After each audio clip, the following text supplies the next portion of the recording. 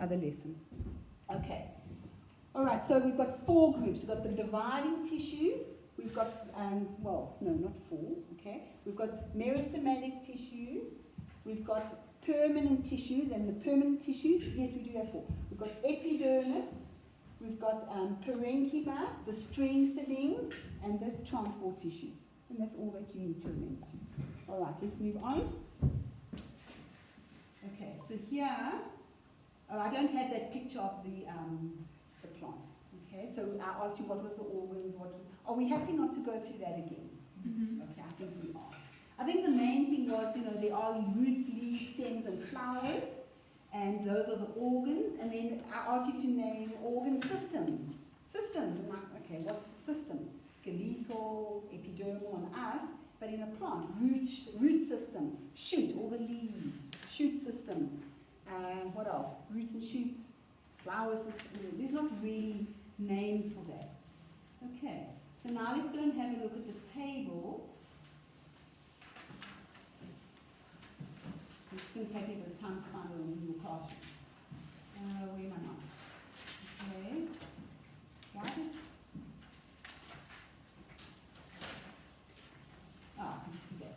Okay, then I want to find the plant tissue. Oh, there it is.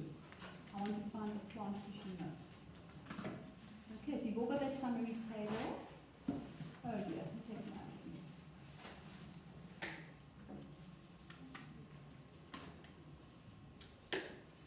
It must be, oh, I should have opened it before you came, but I was wrong now.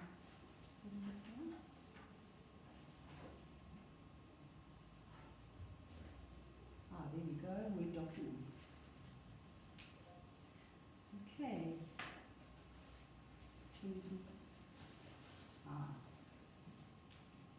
Okay. So I don't like lots of writing. I can't deal with that. Okay, and your textbook has got little paragraphs. I don't like that. I like to have the scientific way. So I've got the name, the structure, the location, what it does, and a picture. All right, because then I think it's easier to study from. So you can add here. I hope you've added when we were doing this online. All right, so meristematic tissue. Where's all my little models? People, am I doing too much again? Do you want me to do it like this much detail? Are we happy? Yes. I don't want to spend as much time, maybe just 2 lessons going over this, but not as much as I did online. Okay, so meristematic tissue. We'll go back, we'll go and look where they are found a little bit later on. Well, I'm going to draw. I'm going to just go mad on the board here. Okay, so meristematic tissue would be found in the root tip. There's meristematic tissue, a line that roots to go down. Then Hannah mentioned the pericycle. I'm just drawing it like that. Remember, a pericycle, piece of paper. All right, it's like a cylinder of tissue running down the middle of the root. And when the cells divide, it can make, remember, branch roots, anchoring roots, like the guide ropes on a tent, yes? Okay, so that's made up of meristematic tissue. All right, then where else? If you think of a plant, sorry, I need to find where I put all my things. It was all at home. Okay, so here you have a plant. I think I did show you this online. Okay? I made a video and I had little buds and things. Did I? I'm so glad it's not just a distant memory for me. Okay, so there's the plant, and then right at the tip are what makes this plant grow? What will make the stem grow? These little, oh guys, you make me worry now. So there's the stem, there are little terminal buds. So there's little buds, I'm just drawing it like that, and you've got leaves on the side like that, and that terminal bud, inside there is meristematic tissue. Shane, I just need to, Zipporah, am I off the board? Erin? I can't see where I'm supposed to draw till. Okay, so in the buds, the terminal buds in stems, or the little buds on the side of stems, the little lateral buds, and they can grow into new, little buds on the side, they can grow into new leaves and branches and people. You should have been reading your notes. I should have given you homework to read all your notes. All right, so those buds they can grow into leaves and branches and flowers the flowers can become fruit. All right, what was I going to say? Oh yes, so at home now, we've been cutting some of our trees. Has anyone been pruning their trees? Because you don't want them to grow too long, so you cut off the terminal bud and now these little side branches start growing. So then you get a nice bushy plant, remember that? Okay, so that's meristematic tissue and where it's found in the plant. Okay, so let's have a look here. So structure and function, the cells are small and cube-shaped. That's why I've got this little model that someone made for me years ago. And they're so close together that, they're dividing and they're pushing against each other, but then they're going to become, these are the little meristematic cells. As the root grows, then those little cells are going to become parenchyma and xylem and phloem and parenchyma and sclerenchyma and epidermis. They differentiate and become the new tissues of the root, and now the meristematic tissue is at the bottom of the root. And further back, those meristematic cells are becoming the permanent tissues of the plant. Yes? Are meristematic cells usually smaller than like parenchyma cells? Yes. So they're going to be very small and they can develop into large parenchyma cells, scleroids, epidermal cells on the outside, etc. They differentiate and become the permanent tissues of the plant. Yes, so they're very small and you recognize them because they've got large nuclei.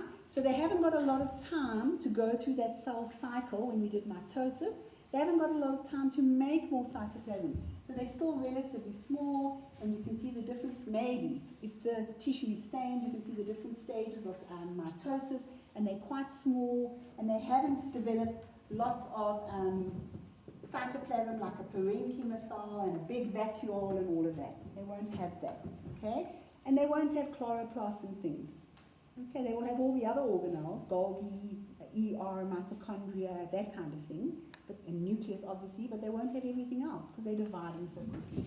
Alright, so I've said here, cube shaped, no intercellular air spaces. That's how you recognize it under the microscope. And large nuclei because they haven't had time to grow and make more cytoplasm. They're actively dividing cells, we said, in the root tip, that cylindrical ring of tissue, the pericycle, the terminal buds, the lateral buds, and there was one more. If you open a bean seed or any other seed, that little embryo inside would be little meristematic cells, but then when it grows out to become the leaf and the roots, then obviously those meristematic cells have differentiated into epidermis, parenchyma, parenchyma, sclerenchyma. They become the tissues, just like you. You were a ball of cells, all the same, and they become muscle and nerve and blood and whatever. Okay, they differentiate and specialize. All right, and then I said here, in roots and stems, increasing length, like the buds and the meristem in the roots, and the pericycle in roots to make branch roots. Oh, and then, remember the annual rings, the wood? Okay, we'll get to that later. I've got some things there. So that will also be because of meristematic tissue. All right, epidermal. So now we've got meristematic tissue, which allows the plant to grow, and now it's going to differentiate into other tissues depending on where it's found. So if it's found on the outside of the plant, it's going to be developed into epidermal tissue. Okay, it's the outermost layer that covers everything, all those plant organs from root, stems, leaves, etc. And also, because it's on the outside, there's no air spaces. It's close to the air. Okay, and then the epidermal cells do not contain chloroplasts. There's only one type of epidermal cell that contains chloroplasts. The modified cell is called, where are you guys? Go home and read your notes. Yes. It's the guard cell. Yes, the guard cells. Where's my little lucky to rub off my board? Okay, it's gone AWOL.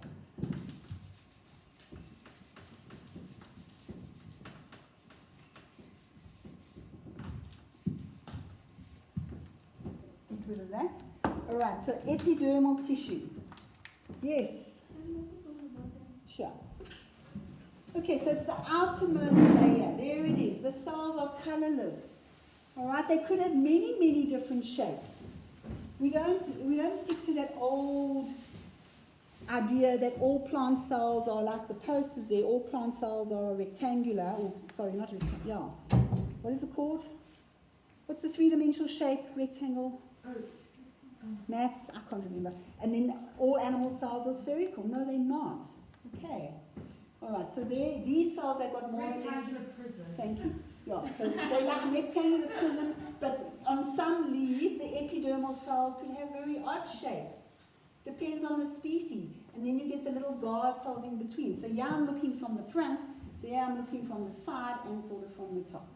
Okay, so the epidermis can be modified in different parts of the plant depending on where it's found. It's the outermost layer. There's no air spaces because it's close to the air. It's got to be that protective layer. But in leaves and green stems, the cells secrete waxy cuticle. That layer, and that layer could be thick or thin. So some leaves, if they're in a very dry area, like a desert, then the cuticle on top will be thicker to prevent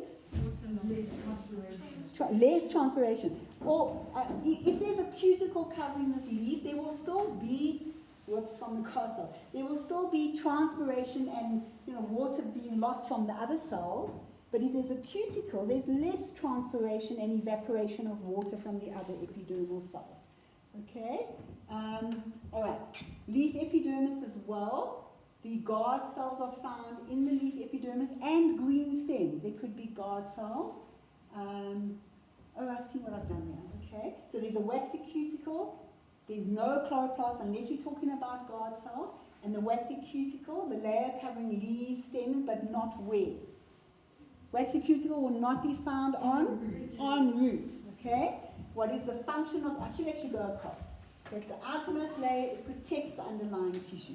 Other functions, we're going to look here, and the cuticle prevents excessive water loss by transpiration. But some water, if you polish your wood furniture, it provides a protective layer, but depends on how thick that polish is, whether or not a glass of water is going to leave a watermark or not. Same with leaves, it depends on how thick the layer is as to how much transpiration is prevented. Okay, they still have to transpire, but they don't want to transpire too much because then what happens to the plant? And what will happen to the plant and the cells? If water moves, if too much water moves out of the parenchyma cells, the cells become flaccid. But if there's lots of water in the plants and the vacuoles are nice and full and pushing against the cytoplasm and cell wall, the cells are turgid and the plant looks healthy. There's no opposite word for wilted. Not that I've ever known. Is there another? Have you ever? I don't know. I just said it looks healthy. Yeah. Okay. Sorry? How do you spell flaccid? I'm just revising osmosis because I know you love it so much. But that's part of cells. Flaccid or turgid. That's part of cells. Oh, but hang on, we talked about this with transport through the plant. Remember? Yes. Okay. All right, so now we look at specialized epidermal cells. So in a root, the tiny little unicellular root hairs. Wait.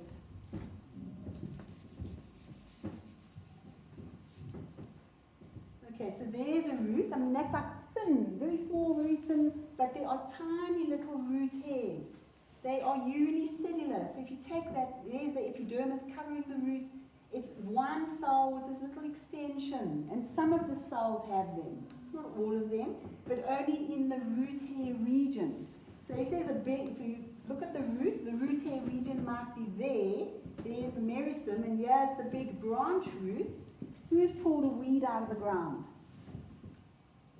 Yes, like you guys. Okay? So lots of branch roots, and they would have their own little root hairs as well. Okay, and the root hairs, what do? Why are they there? They increase the surface area. For? Water absorption. And? Minerals, salts from the ground, like calcium and phosphorus and magnesium. Because remember, those will help the plant to make proteins. Like, CH and O comes from glucose, and then phosphorus and sulfur and magnesium and calcium and all of that. That's from term 1 there. Okay, so tiny little root hairs, they are unicellular. They're very small. They've just got this little extension that allows them to absorb more water. Doesn't mean that the rest of the root, if there's epidermal cells without root hairs, they can also absorb water. But more water is absorbed by the root hairs here. Lots of water gets absorbed there and less over the rest. And more here, each branch root, and less over the rest. Okay? Alright, so increased surface area of root 4. Water absorption. And mineral salts. And mineral salts. Guys, I hope you're getting this. We're very rusty. Okay. Alright, so that's one way in which epidermal cells are modified. Okay, then covering the, I'm not going to draw this, it's already here. So covering the surface of these leaves, alright? Covering the leaves or covering the little green stems. There might be some modified epidermal cells called guard cells, the two kidney-shaped or bean-shaped cells, and they are also different not only because of their shape, but also because of what they have. They are the only epidermal cells that have chloroplasts. Alright, so they are from the front, they are kidney-shaped, and then inside there would be nucleus, mitochondria, vacuole, etc., but there would also be chloroplasts, Golgi body, whatever. Now we don't do a lot of detail here, but their cell wall is actually a little bit thicker there. But I didn't really go into that detail. Alright? So those are two guard cells. They are bean-shaped or kidney-shaped, and the little pore that opens up when they move apart in between them is called the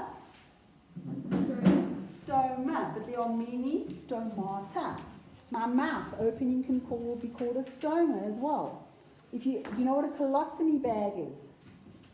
When something's wrong with a person's colon and they can't defecate, poo in the normal way, then sometimes they have that stoma bag. Yes? Is it colostomy? So then there's a little hole, stoma, and then the bag collects the poo. Never heard of that? No. Guys, you must watch more. Does it go to Yeah, and they've got to clean that. They can't poo in the normal way because maybe they've had part of their bowel removed or something because of cancer. Yeah, so that's a colostomy bag, and that opening is called a stoma. So stoma means opening.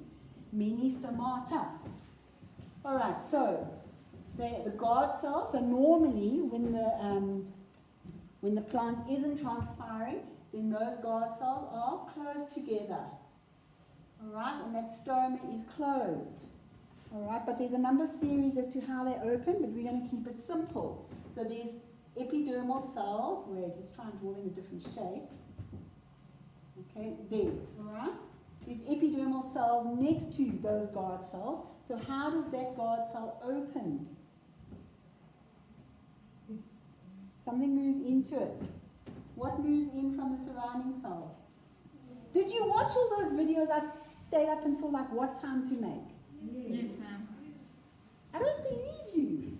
Okay, so what moves in from the surrounding epidermal cells? Water. These vacuoles. So water moves in. Those vacuoles become bigger. But there's also, salts in that move in as well. But we're not too worried about that in grade 10. So if those vacuoles become really big, then it's going to push against the cell walls, and these thicker walls, they open, they move apart. Makes a little, like a stoma, an opening. All right, it's just water moving in, the vacuoles become bigger. In other words, these guard cells become more turgid, because water moves in from the surrounding cells, and then those thinner walls move outwards, and the thicker walls in the middle are pulled apart, and that little opening is formed. The stomatal opening is formed. I should take this one out because it's green, okay? But there, what they've done is they've peeled off the epidermis, but there are some of the parenchyma cells behind. Okay, that's why it looks like these epidermal cells are green. It's the parenchyma cells in the middle of the leaf that are being pulled with it. So this is surface view. What kind of microscope would you use to see that? What kind of microscope? Scanning electron, transmission electron, light microscope, dissecting microscope? Light microscope. Okay. All right, we've got 10 minutes. All right, so are there any questions about epidermis? Okay, so we did cuticle, root hairs, guard cells. Oh, why are they there? What passes out from the leaf to the outside? Water, oxygen. And water in the form of water vapor, transpiration. Okay? And these gases exchange. So, what gases can move in and out? What gases can move in? CO2. And what gases can move out? O2. And because plants are the only organisms that can use CO2 and oxygen and release them. Remember that whole story? Okay. So why would oxygen need to move in? You're waiting for Hannah. Come on, guys, help. Why would oxygen need to move into cells or into a plant or into us?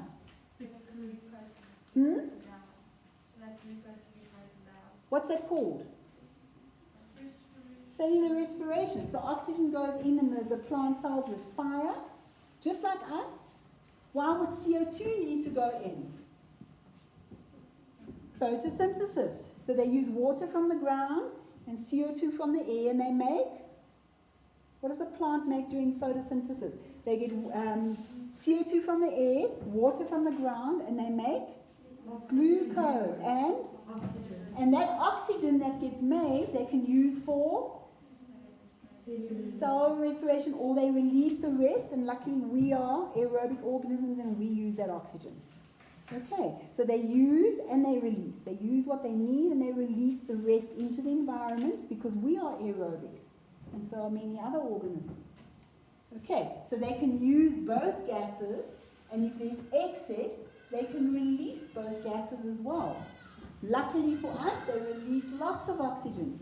They can release CO2 as well. But they're very good at, some plants are very good or very efficient at absorbing carbon dioxide. What's that funny little plant outside geography that everyone's planting now? Those flowers. Okay, it's got like little fat leaves. The desert. Speckboard. Yeah. Okay, little, I was going to say pork bush. Yeah.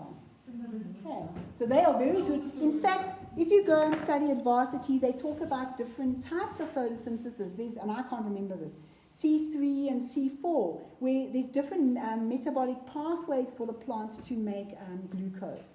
Okay, it's not just as simple as CO2 plus water giving you oxygen and not, CO2 water giving you glucose and oxygen. There's lots of chemical reactions there. It doesn't just happen, 1 + 1 = 2, 3 + 4, no. Okay, so some plants need more CO2, they absorb more CO2 to try and reduce global warming and all of that, and other plants will use less. It just depends. What's the plant doing? It uses more in summer, less in winter. It's not growing in winter so much. It's not photosynthesizing so much. Okay, so basically a plant uses oxygen. You can either get it from its own photosynthetic reactions, or it can get extra from the air. A plant gets CO2 from the air to photosynthesize, or it can get it from the cells when it was made during respiration. Are we happy? Yes, They do both. Okay, remember I gave that circle diagram. Do you know what I'm talking about? Yes. This one. Yeah. And there was a nice thing. And you did in grade 9 as well. Photosynthesis and cell respiration and what happens. If we need to do that later, we'll do that.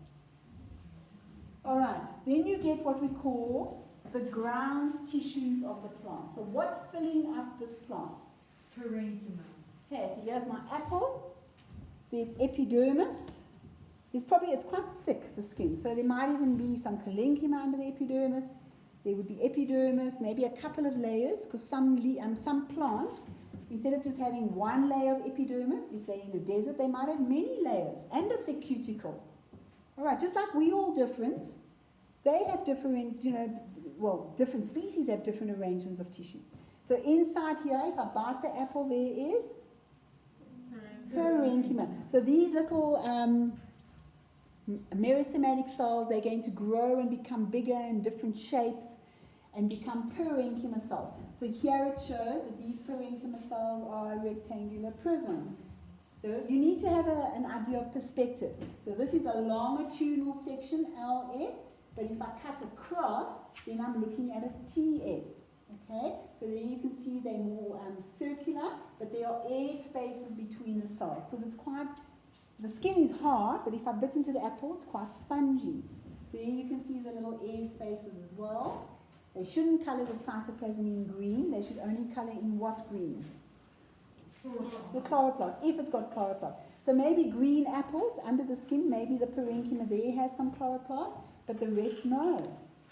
Okay, so they're going to be colourless cells, large vacuole, because there's lots of water moving in and out, nucleus, ER, Golgi body, etc., etc. Yes?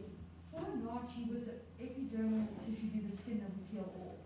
I think it would be lots of tissues. I'm not sure exactly what. Okay. Do you have any idea?